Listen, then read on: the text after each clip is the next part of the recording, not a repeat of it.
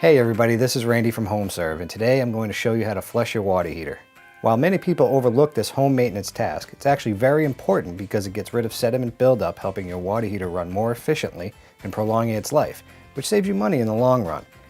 Plus, it's pretty simple, and you only need to do it every 1 to 3 years. Hot water heaters come in two varieties, gas and electric.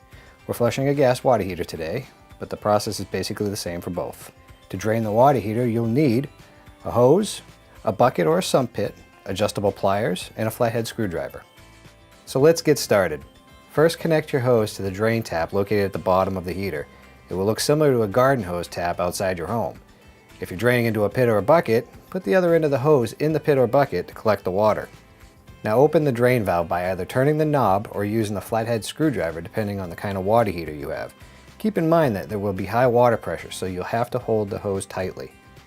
Let the tank drain until the water is clear, which could be several buckets. Now that your water heater is flushed, you'll have to return it to working condition. To finish things up, turn off the drainage spigot and disconnect the hose. And that's it! Your water heater is now flushed and ready to go. While flushing your water heater is a fairly simple process that most homeowners can do by themselves, occasionally things can go wrong, particularly if you're using older or overworked equipment. Being prepared for home repairs is always a good strategy. Visit HomeServeUSA.com to see what plans are available in your area. Thanks for watching.